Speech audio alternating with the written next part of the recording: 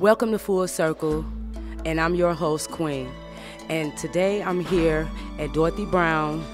We'll get a chance to speak to some of the members that's involved with her committee, and we'll be talking today about some of the reasons why we should vote for Dorothy Brown for mayor.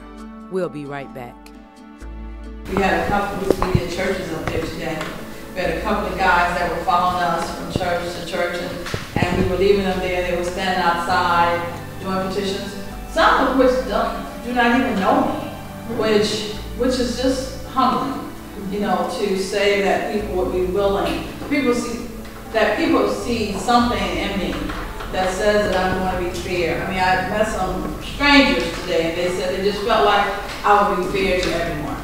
That's what it's all about. That's what it's all about. I was on Year Devon this past week with the Indo-Pakistani community, Indian Americans and Pakistani American community, and they were saying the same thing. They just felt that I would be fair to all communities, including their communities. And that's what people are looking for. They're looking for someone that is just going to keep their word. Keep their word. People say that all the time, but then when they get into these offices, they turn their back, they don't return phone calls, they don't acknowledge all the communities. And I think that my upbringing, coming from, as you always hear me say, from my poor, uneducated parents who just respected everybody. My mother and father in our community, they were in charge of the benevolent fund that was maintained in our home, which made sure that anytime anything happened to anyone in that community, especially if someone died, my family, my mother and father, handled that fund to make sure that something was there. They think so. Those kind of things just kind of taught me to love everybody, to treat everybody right. And I'm going to tell you all this little story because I always think about it. You know, we had 8 children in our family, right? And we had this one car, so that meant that we were all on top of each other in the car. And we were stair steps, so usually the majority of us were in elementary school, and we had a couple in high school and maybe one in junior high, but the majority were in elementary school at the same time. And so when it was raining or really cold, my mom would sometimes leave her cafe and the boss would let her leave and she could come home and take us to school. But most of the time she could not. So we wound up having to walk. Now my neighbor, who was a cook at my school, would come home and get her 2 children. Now, if she came home to get her 2 children, she would just pass right by us. And she's going over to the school because she worked there, right? But if my mom came home to get us, guess what she would do? Take my neighbor's 2 children. And my mom, you know, pointed that out to us, that that's the way you're supposed to do. You know, treat people right. Do unto others. That's truly doing unto others as you would have them do unto you, not as they. Amen. Not as they do unto you. I was just thinking that. Absolutely. Just thinking that. Wow. Living on mom's blessings. And my father, when he retired, you know what he used to do? My father, you know, had a tumor on his brain. He never got it operated on because he just was not going to do that. You know, they would not do that. So at the end, he wasn't necessarily all to himself, but you know, one thing he did, even though he wasn't all to himself, he would take whatever little money he had and buy Bibles and take them to the nursing homes and give them out to people. We would have to find him. He was at the nursing homes giving out Bibles to people. I mean, so that's my style. My mother and my father just doing and giving to others. They taught us that. That's my legacy. That's how they lived. You know, and my father, he was the only 7th son. They had I think 8 or 9 children, but he was the only boy that still lived in our area that had both of his limbs. His one brother that was disabled lived up on the farm. Everybody else had moved to Ohio and California and Texas and all that. But he was there, so he went up there to, we call it the country, and plowed those fields. So that my uncle and my aunt, who were both born with limbs that were somewhat deformed, either shorter, one was shorter than the other. So they didn't leave. They lived up there with their children, but they couldn't plow the field. My dad would go up there and do that for them. So they could have the corn and the watermelons and the peas to be able to supplement their income, because since they couldn't work, they had to get welfare. So they needed my dad to help them, and he did that willingly. You know, so that's my stop. All right, welcome back to Full Circle. I have one of the women from the actual committee meeting, and she's a part of it, and I want to talk to you a little bit about what the reason why some of our viewers should look into voting for Dorothy Brown for mayor. Well, first of all, I thank you for allowing me to, talk about it.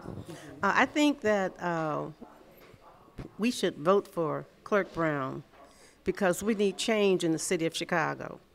And if anybody can effectuate change, she can. She has gone full circle in the city of Chicago in terms of putting her hands on the pulse of the people, and she knows what it's going to take to make a change. There are some horrible problems that are facing Chicago right now. We have unemployment, we have crime, we have black-on-black crime, we have poverty, we have people sleeping on the streets, and I think that she is spiritual, number one, to have a vision to be able to see how she can help the people in the Chicago area. We need a person who has a vision. Where there's no vision, the people will perish. And she's been around a very long time, working with people. She's a down-to-earth people. She can go to corporate America, but she also can walk in the streets of Inglewood. She can go out to Roseland, what they call the hundreds. The wild hundreds. She can go to South Shore, where they call over there in South Shore, where there's a lot of killing. And she's got her hand on the pulse of the people. And I think that there's a slogan that I put out for such a time as this. And I think that Dorothy Brown, like Esther, was called to effectuate change for her people, to help deliver them. And I feel like that Clerk Brown has been called for such a time as this to turn this city around and turn Chicago around so that it can be a city where you can feel like you are safe and not sorry. So let me ask you, because again, you did say your name at the beginning, right? I did not say my name. Well, oh my goodness, we just talking. You need to say your name. Okay. Hello. Okay, my name is Dr. Helen Valier, and you want me to tell you where I'm from?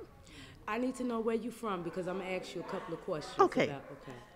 I'm from the city of Chicago. I was born and raised here, and I am a member of the Apostolic Church of God, the Miracle on 63rd Street. I know that's right. So let me ask you, going back to Dorothy Brown, it's a whole lot going on now. We have, 13 people running for mayor? More than that. Is it more than that? Yes. Okay, I lost count past 10, I think. Yes. So how can we convince people or just let people know the reasons other than saying she can make change? Me personally feel she's a people's person, which is something you did say. But what will actually set her off from any different than what we already have? Okay. Well, first of all, she's a people person. And one of the reasons why we have so much crime on the streets, because I've been working in substance abuse for 30 years, and I've had my hands on the pulse of people who are addicted to drugs and the whole 9 yards. People need jobs. People need to feel like they are employable. And she has a lot of resources, not just in the city of Chicago, but she's got resources all over the United States of America and in Washington. And if anybody can bring jobs in the city of Chicago, she can. Okay. And let me ask you another question before I let you go. You are part of the committee. So let me ask you, what are some of the things if someone wanted to get involved with the committee, it's the Women's Committee, what would they have to do to actually get involved? Or do you have a number right off that we can give? Okay. Well, we do have a number that you can call.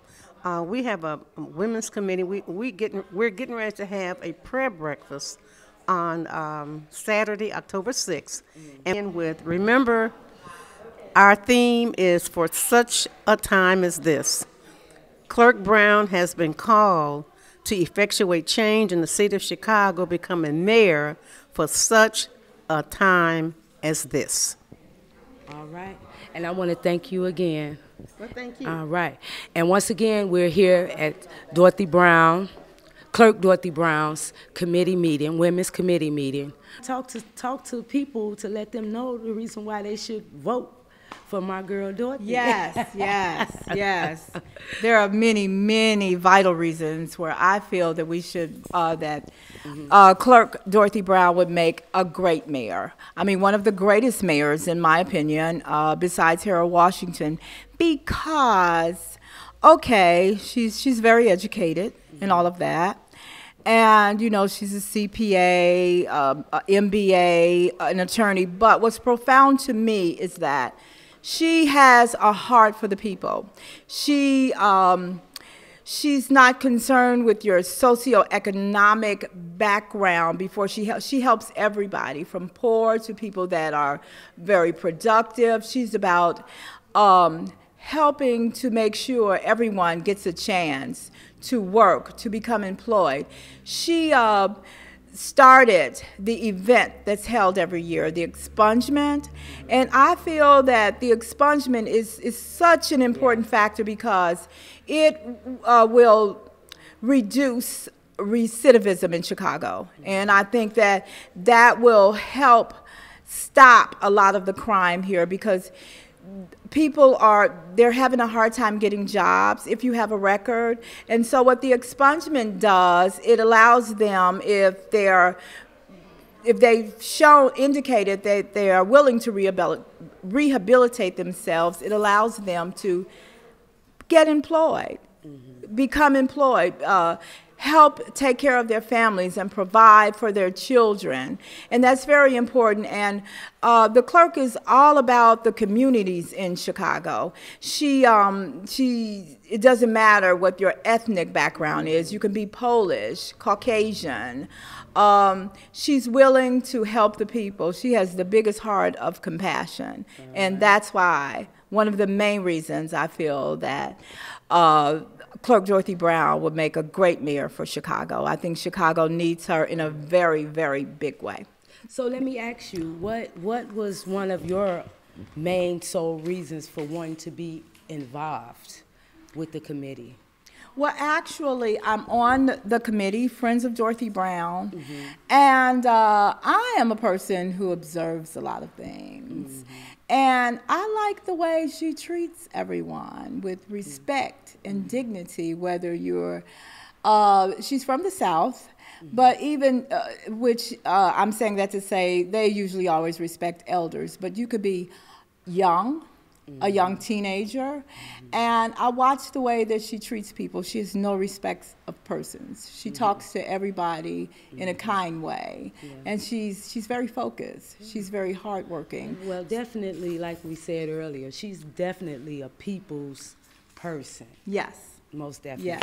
So now, I was looking at some of the actual events Friends of Dorothy Brown presents. She has also a line dancing event coming up, and that's October 18th, 2018 at 7 p.m., and that's at the Room 43. Yes. And that's 1043 East 43rd Street, Chicago, Illinois. Now, the donations is $15, and that's going to be a really nice event. Because from what I'm understanding, you're not only going to be line dancing, you're going to be able to get your step on, too. Okay, yeah. A lot of people go there for stepping. It's also a very nice venue. It's actually $15 is cheap for the venue because it's a very nice location, and it's really nice inside. Yeah, the atmosphere, the environment. So it'll be a lot of fun. Okay. All right. Well, once again, we're here at Dorothy Brown for Mayor Committee meeting, Women's Committee meeting. I can't forget to say the Women's Committee meeting. We're the women.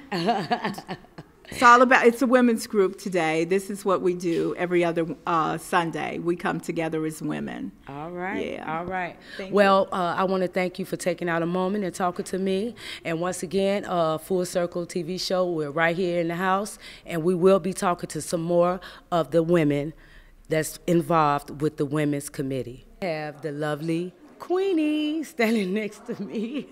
Queenie Green, how you doing? Queenie Green. And first of all, your radio show. You have a radio show. Actually, yes. I own an online radio station, WVOG Online Radio, located on the north side of Chicago. All right. And you are also a member of this Women's Committee. Yes. So talk to me a little bit about why was one of your reasons for wanting to be involved. Well, in the time that I've known Dorothy, the time that I've been blessed to know Dorothy, not only does she have the credentials that makes her overqualified, but she has a heart for the people. She actually cares. I know personally. She actually cares, and I know this personally with my own situations. And I just believe that Chicago needs a change. Chicago needs a change, and what other person away from political credentials, away from employment credentials, away from a woman who has taken care of $100 million budget for almost 18 years. 18 years. What better candidate other than a mother as well? One thing that you know about women, especially mothers, we know how to take care of everyone. Sometimes we get away from taking care of ourselves because we take care of everyone. So Dorothy for mayor is just, it's a no-brainer. It's a no-brainer. It's a no-brainer. This woman, once again, the credentials, the spirit, all the way around. Yes, down to earth, the spirit, the credentials, and she's a mother.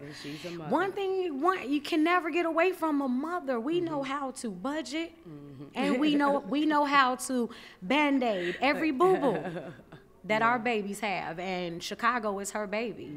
So let her mother. So let me ask you, because I did mention it to Dorothy earlier.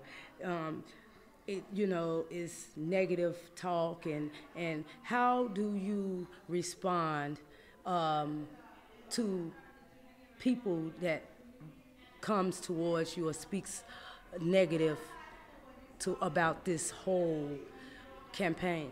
Well, of course, it's going to happen. At the end of the day, it's a competition, and it's a competition for everyone that is a candidate right now.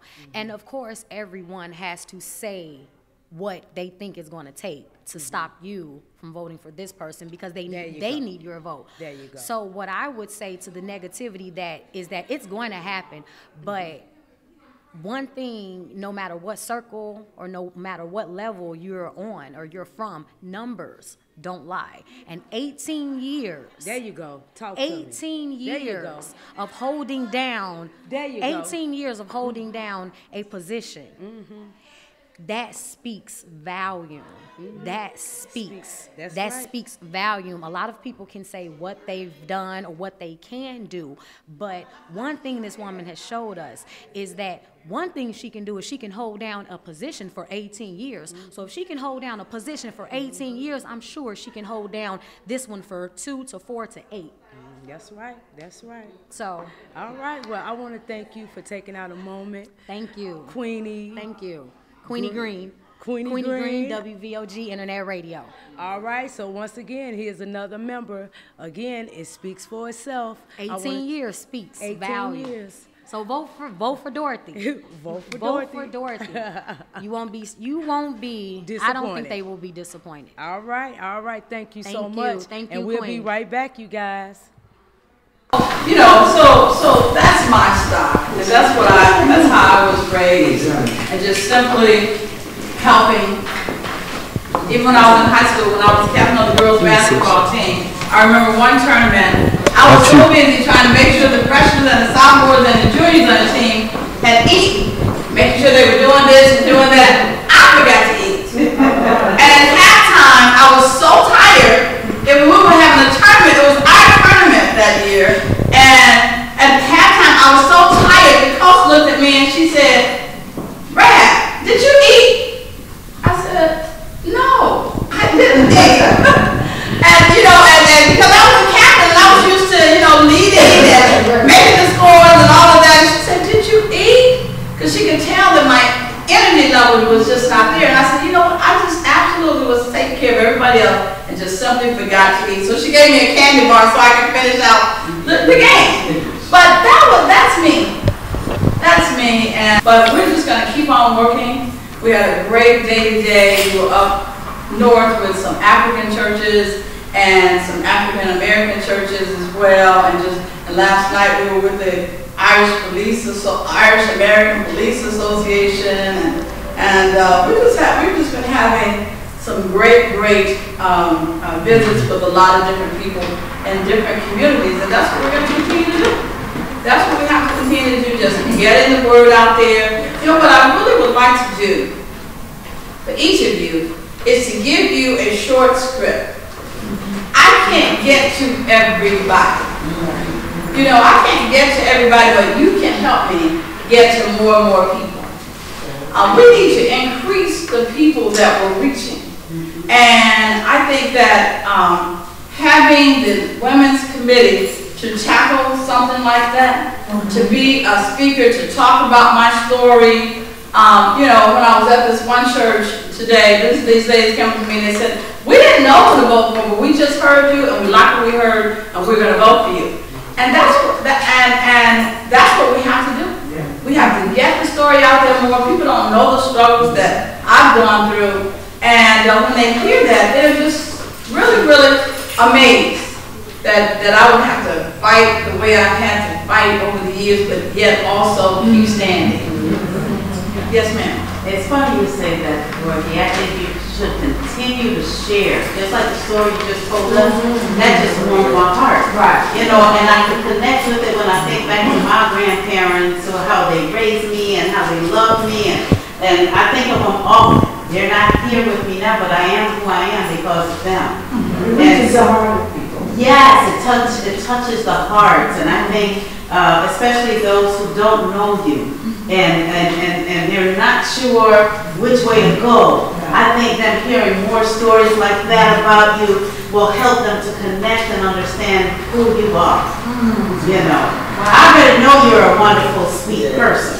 I've already connected with you like that, when we met a few years ago. But I would love to see the entire city go across race and diversity, get to know who you are, because at the end of it, people are going to go with the heart. I agree with that. That is very important. That's very important to me too, because I remember one time, Nikki Barnett told me how she was getting so many particular thousands. She was like, "Yeah, I'm into the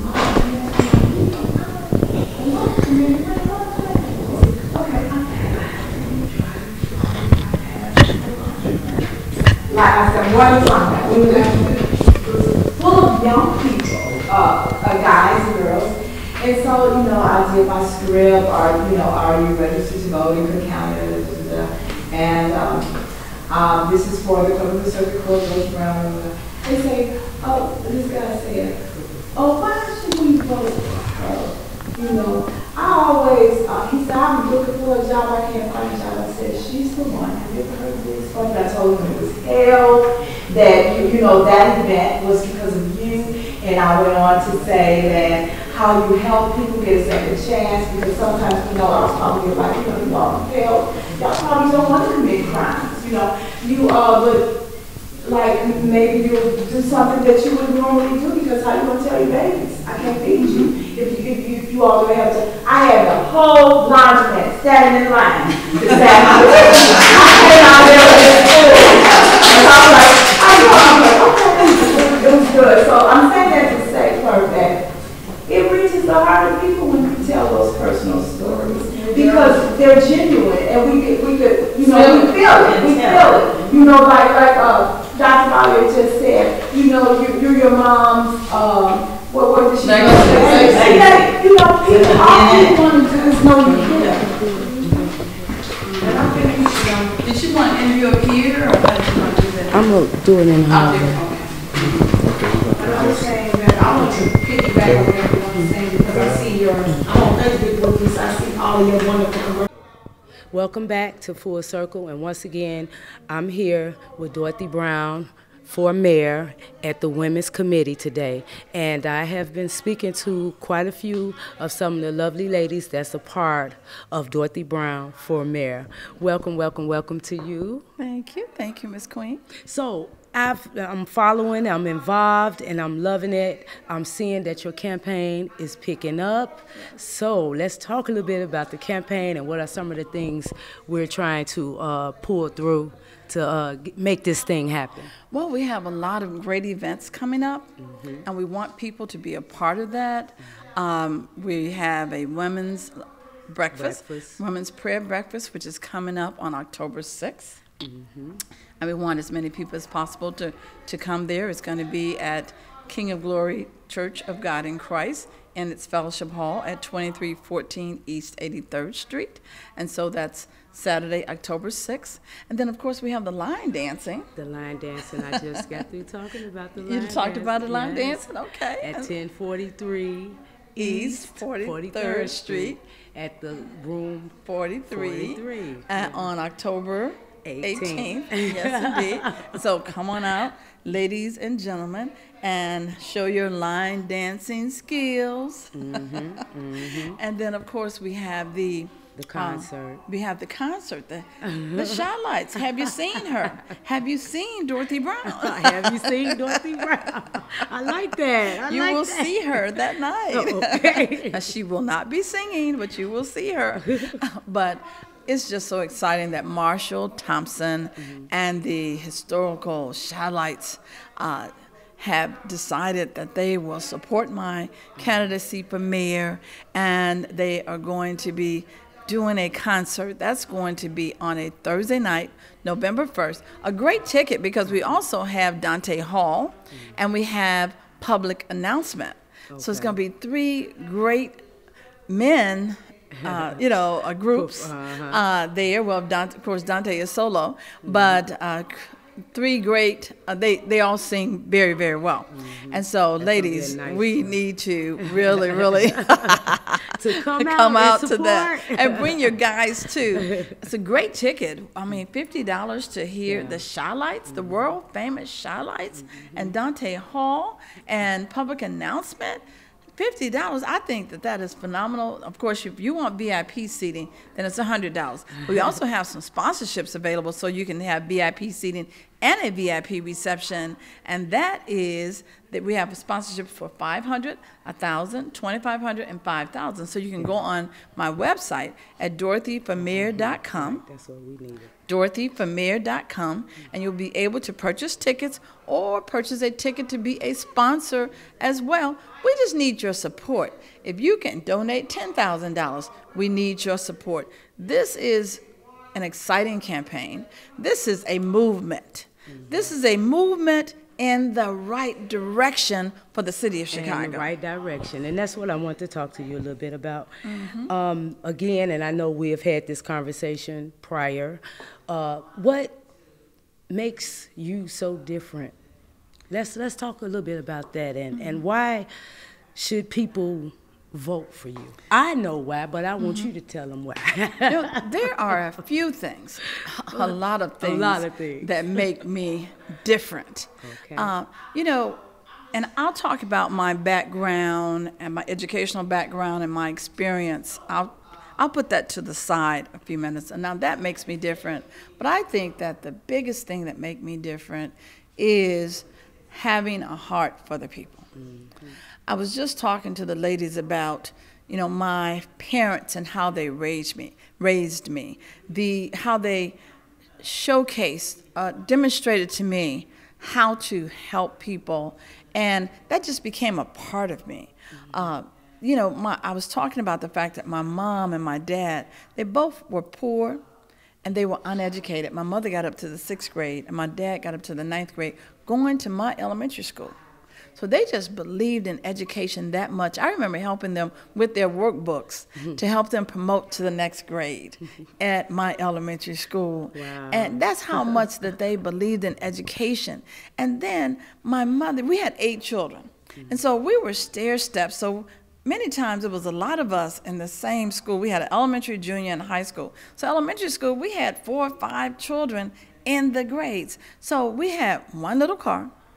And my mom, sometime if it was raining or if it was real cold outside, she would leave her little cafe job, come home and take us to school. Well, my neighbor who worked at our school, she would sometimes come home, and she had 2 children. She would pick up her 2 children. Now, if we were walking and my mom wasn't able to come home and get us, she would just pass right by us. Mm-hmm. She would not let us get in her car. But if my mom came home to pick us up and my neighbor wasn't able to come home and get her 2 children, you know what she would do? She would take those 2 children to school. And we would look at that and we would say, well, Mom, Miss Francis didn't let, well, Miss Francis is deceased now, so I can call her name. Miss Francis didn't let us ride in her car. But my mom said, that's not the way you do it. That's right. That's not how it works. You do unto others as you would have them do unto you, not as they do unto you. And my father, you know, he was a laundry worker, and he was a cotton farmer. He was a farmer and a cotton farmer. So what that meant was that he washed other people's clothes during the day at the factory, but in the evenings and on weekends, he would go up to our little family farm. Now, see, my dad had 2 siblings who were both born maimed with one of their legs. Mm-hmm. One was crooked and one was a little shorter. So they were not able to work. They were on welfare. And maybe even disability, I'm not sure. My aunt, she had a husband, but he was blind. Wow. My aunt had a maimed leg and her husband was went blind. And then my uncle, you know, he was maimed. So they still lived up on the family farm, and they needed to supplement their income and their food. And so my dad would go up there. He was the only brother that stayed in the Louisiana area. Everybody else went to California and Texas and Ohio. But he would go up to the farm, and he would plow the fields for them so they could plant corn and peas and greens so that they could supplement their food. And he would plow with a mule, behind a mule. I remember seeing my dad struggling with that mule. He didn't have a tractor. He struggled with that mule. And then he decided to plant a cotton field. And he took me and my 7 siblings to that cotton field to chop cotton in the spring and pick cotton in the fall. Now, at the time when I was going through it, I thought it was just really, really cruel, you know, for him to take us. But that built my character. Okay. I remember looking up at the hot sun one time at the beginning of one of those cotton rows, and I said to myself, because there are no shade trees in the cotton field, and I said to myself, you know what, I'm going to college, and I'm going to make something of myself. And then I went on and chopped that row because, you know, that was my, like, motivation. Motivation, that's right. And then when I went off to college, between my sophomore and junior year, my oldest sister had already graduated from college, and she was living here in Chicago. And I came here and worked in a factory. Had to get up like 4 o'clock in the morning because my sister lived over on South Shore. Well, see, you didn't live on South Shore and couldn't afford South Shore. But I couldn't afford South Shore, right? So I'm living on South Shore, but I had to go all the way out to Niles, Illinois, on the buses and the trains to get out there and clock in by 7 o'clock. So we would leave, and I put up parts on a paint, like it was car parts. And it was the different little car parts, like the mirrors and things like that. And it was a hot furnace back there. And Queen, I remember sitting next to some adults that were doing this for a living. And I knew that they had children, and they were not going to be able to do anything else in life. And I said to myself then, I'm going back to college. and I'm going to make something of myself. But those experiences, working in that cotton field, working in that hot factory, that taught me to respect the least to the greatest. And then just watching my parents and the way they respected people. My father and mother, they were in charge of the benevolent fund in our little community. So what the benevolent fund was, they had the money so that if anything happened to anybody, they went in the hospital, somebody died in their family, then my father and mother were responsible for doing the flowers or buying the flowers for somebody that went in the hospital, or the pop, you would buy pop or things like that and take it to the family if someone died. That's the kind of thing that my mother and father did, And my father, when he got older and he retired, my father had a brain tumor. And he would not get it operated on. So he wasn't altogether to himself. But my father, in spite of that, and he was a deacon in the church, in spite of that, what he would do is he would get his last dime and he would go to a store and he would buy Bibles and he would take it to people that were in nursing homes. I mean, that's my DNA. Okay. That's my DNA. So I have a heart for the people. And I've worked hard over the years, and I've stood up and had to fight for people. I worked in, I remember during my college years when we had a protest on campus. That was back in the civil rights movement days. And there was a protest going on campus. We were trying to get more funding for the school. And one day we wound up over at the administration building demanding to see the president, demanding to speak to the president. And the president came out. I remember we went into his office and he left the office saying he was going to come back and meet with us later. And we thought he was coming back. Well, he sent the National Guard back. He sent the National Guard back. And so what happened was I was in the president's outer area, and some of the leaders came in and said, we need somebody to run to, some ladies to run to the infirmary to get something for our eyes in case the National Guard come and shoot tear gas. Well, I volunteered. I was 19 years old. Me and these other 3 girls, we ran out of the back of the building. By the time we got outside, we saw that the National Guard were already there. They were marching, Queenie, and they had tanks and guns, and we were unarmed. I said, why would you need tanks and rifles and all of this for unarmed students? Well, I just told these girls, let's run right on through. We ran through them across the street, trying to get to the infirmary, but it dawned on me when we almost got there that we couldn't make it. And first of all, and second of all, if we got there, we really didn't know what we were going to be asking for. But in that, even that, the National Guard, I looked back and saw that they had already made it. The front of the line had already made it to the building. So we ran back. I told the girls, I said, let's go back. Now, they had never met me before we got into that office, but they followed me, and I was 19 years old. And I had the presence of mind to lead them. They were following, were running behind me. We ran. I said, we're going back to the back of the building the way we went in. But I noticed that there were a group of students that had gathered in front of the office, and they formed a semicircle in front of the door to try to block the National Guard from being able to come in on the students that were in the building. Well, we ran back in the back. When we stepped in the back of that building, it looks like we stepped 1, 2, and the windows started being shot out by tear gas canisters. Tear gas everywhere, students running out of the building. We're running in the building. They were about to knock us over, and the girls followed me, and I'm trying to get to the office to let the leaders know that we didn't make it, and they followed me back into the building. I had them run into the ladies' room. We got in there, and we stopped. I told them to get on top of the toilets. Let's go in the ladies' room, get on top. We got in the stalls and locked the doors. Then what happened was it got eerily quiet in there, which means all the kids were out of the building, and we were in the bathroom. And I said to the girls, I said, we can't stay in here. Because if we stay in this bathroom and those National Guard come and to clear this building out and they find us in here, they could do anything that they want to do to us. And because there are no windows, and there would be no witnesses. So we came out. They followed me out. I said, we have to go. They still following me, Queen. We came out of that building. We came out the back doors, the same door we had gone in. We came out the back door. And the National Guard had already started circling the building, and they spotted us. And they were shocked to see that movement.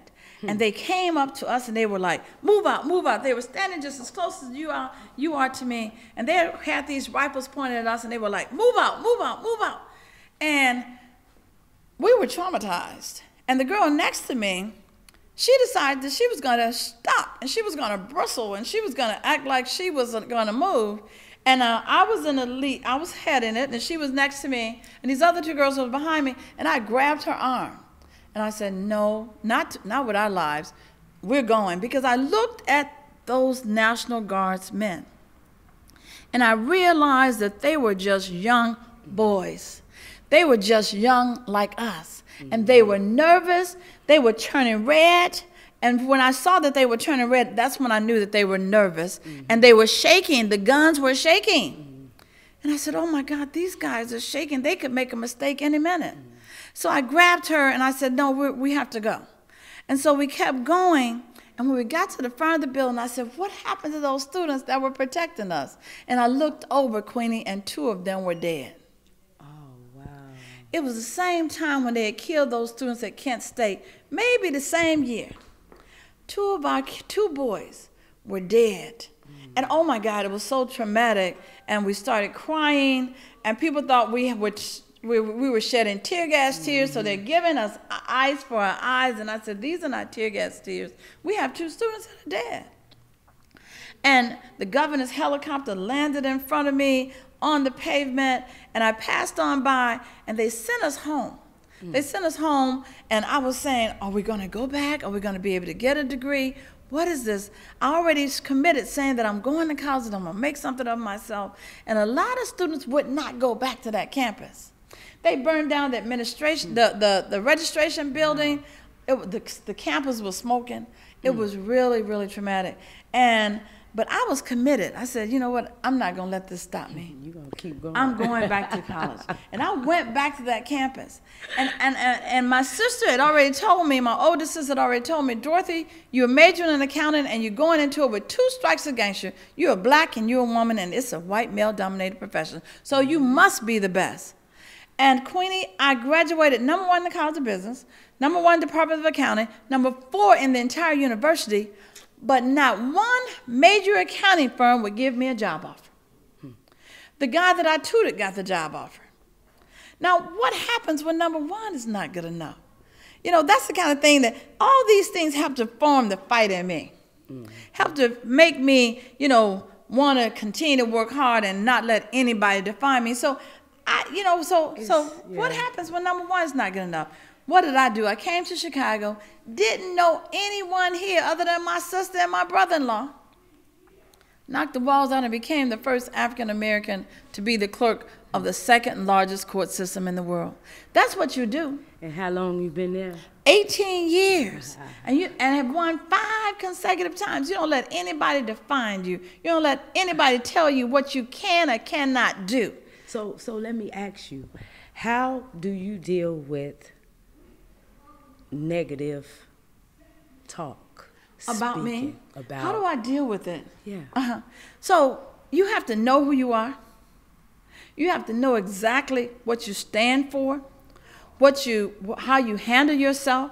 When I know that I operate at the highest of integrity, because that's the way my parents trained me, and that's what I do, I am convicted. I'm convicted in my heart if I do act like I want to do something wrong. So I know who I am, Queenie. See, people have been trying to define me all of my adult life, it appears. But so because I know who I am, because then I just simply hold my head up high and continue to do the right thing. I also put protection mechanisms in place for myself. Of course, I'll go back to my background. I said I was going to go back to my academic background. Okay, I'm an attorney. So as an attorney, I understand legal aspects, right? And that was one of the reasons why I feel that separates me from many of those who's running for mayor of the city of Chicago, because I understand the legal aspects. And of course, the city council is a law-making body. And so my being an attorney will be helpful in that regard.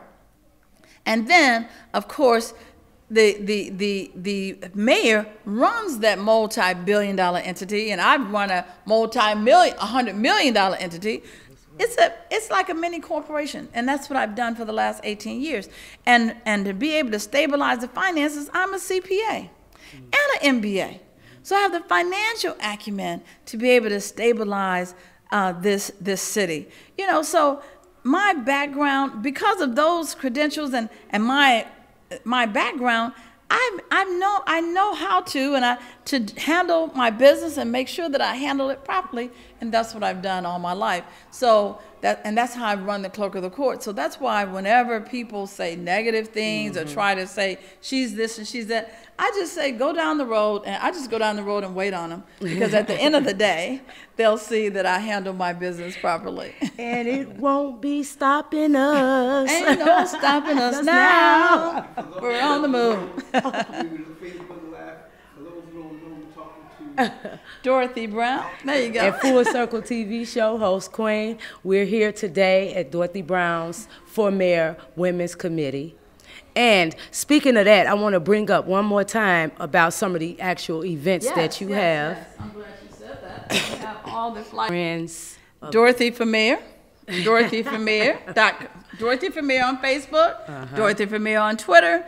Dorothy for Mayor on Instagram. All of it is Dorothy for Mayor. Dorothy for Mayor. Okay, and so then we have, let's okay, talk a little bit thing. About the line dancing. Line dancing. Because they're going to be stepping too. Y'all know Miss Queen like to step. So we're going yeah, we're going to step some too, guys. So it's the line dancing. That is Thursday, October 18th, 7 p.m. Now this a line dancing. Maybe we'll have a line dancing competition. We'll bring your 10 and my 10, and we'll just kind of compete. How about that? So you're going to be line dancing too? Well, yeah. We're going to see about that. Yeah. I think I can do the, what is that, wobble? Yeah. I can do the wobble. Yeah. Yes.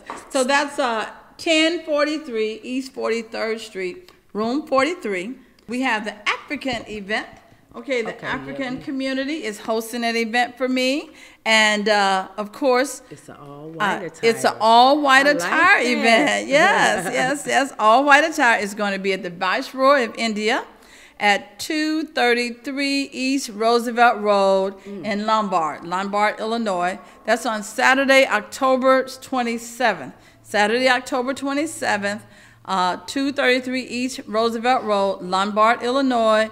And so food and drinks will be available. And so there are going to be live performances, and they have some sponsorships available for this as well. So yeah, and you all need to, you know, come out and see and meet Dorothy Brown and get to know her.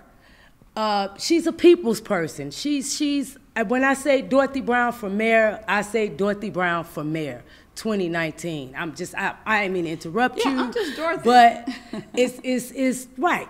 She's just Dorothy. I'm just Dorothy. It's just come talk to her, hang out with her, and get to know her.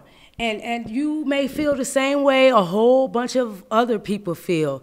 Dorothy Brown for mayor. Okay, so now let's go back to this event. All right. Let's do Have You Seen Her? Of the Shylights. Now, when you go to my website, this is the first thing that's going to pop up, this Have You Seen Her? Actually, we have the song is playing, and Marshall Thompson is actually inviting you to come. It's going to be phenomenal. It's going to be the world famous Marshall Thompson and the Shylights, the melodic Dante Hall, and the sensational group Public Announcement. They're going to be performing that night, and it's going to be fantastic. Okay. All right, welcome back, and I now have the one and only Miss Delmar Peterson. Delmar Peterson. How are you?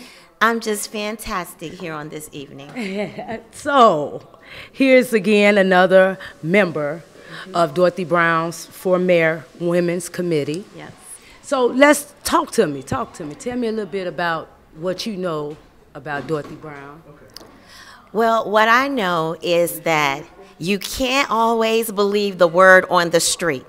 You actually have to put in the work to listen to the candidate themselves for yourself. And I tell you, a mayoral candidate, Dorothy Brown, has been going to all the neighborhoods and sectors of this city during this campaign season in what she's called a listening tour. A listening tour. Not because she came to speak, but because she came to what? Listen. That's right. And that is how she is creating her campaign, by what the people are saying, not just in the northern neighborhoods, but also in the southmost, east, and west neighborhoods, and all the ones in between. That's right. I hadn't talked about that. Absolutely. The listening tour. She's coming to your neighborhood if she has not already been, and will be returning. And again, you know, come out to some of these events. Yes. I will be posting up, sending dates out, numbers, and if you want to be a part of this committee, come out, support this, get to know Dorothy Brown. The negative talk, we can you get to know her. Once you stand in front of her and you listen to her, you know how educated she is. Absolutely. Get to know her. Yes. Once you get to know her, you'll be wanting to vote for Dorothy Brown. Yes. I thank you so much. Thank you. And once again, Miss Queen is right here at the Women's Committee meeting, and we'll be right back. Okay. That's November 1st, Thursday, November 1st. Thursday, November 1st. Alhambra Restaurant, 1240 West Randolph Street. All right, and you will be seeing a lot of Dorothy Brown because you're going to be seeing a lot of me. So in order for you to see me, you're going to have to see her, or the other way around. I want to thank you. I know you're busy. I love you. And I'm right on your toes, baby girl. You all know my motto, same time, same place, right here, somewhere in Chicago with Dorothy next week.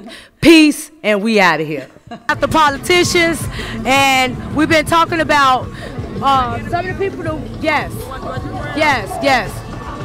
And once again, she's been through here already. Here she is again. Dorothy Brown in the house. All right, so now we're here. Let's talk a little bit about your plans for 2019. Yeah, so I'm running for mayor. The election is February 26, 2019. And I know I need all the citizens of Chicago to realize that it's time for a change. We need to elect me, mayor of the city of Chicago, because I have a heart for the people. Not only do I have a heart for the people, I'm qualified to hold this office. That's right. I have the academic preparation as an attorney, a certified public accountant, and with a master's degree in business administration, finance. But not only do I have the academic preparation, I have the experience in running a $100 million business. I know that's the clerk of the Circuit Court of Cook County. Started out with over 2,300 employees. I have 17 different locations. I was the auditor, the senior manager, managing the audit of the entire city of Chicago some years ago, that multi-billion-dollar business. So I understand the finances of the city. Also, as the head of the audit department, as the general auditor for the Chicago Transit Authority, I was in charge of making sure that there were proper controls in place for those multi-billion dollars of assets and the multi-billion dollars of revenue that was collected. But also, just to say one thing, the important thing is that today we're talking about education, educating our young people. When I become mayor, I'm going to overhaul that Chicago public school system so that all of our children can get a great education. I know that's right. Now tell me, what does Bob Billiken Day mean to you? What Bob Billiken Day means to me is, hey, how are you? What Bob Billiken Day means to me is that we get an opportunity to be out here with our children, telling them that we want them to go back to school so that they can get a good education. But what I'm saying is, as mayor of the city of Chicago, I will ensure that you get a, that you will get a great education. Everyone deserves to have a great education. Our parents should not be just having to work hard to try to fight for a few magnet school slots. Every school should be at a magnet school level. Our children deserve to be able to compete globally. They will have an alternative to crime. They need to be able to qualify for jobs. They need jobs in this city. We we need to improve. We need to have an economic development plan for every sector of our city. And I'm going to overhaul the Chicago Police Department.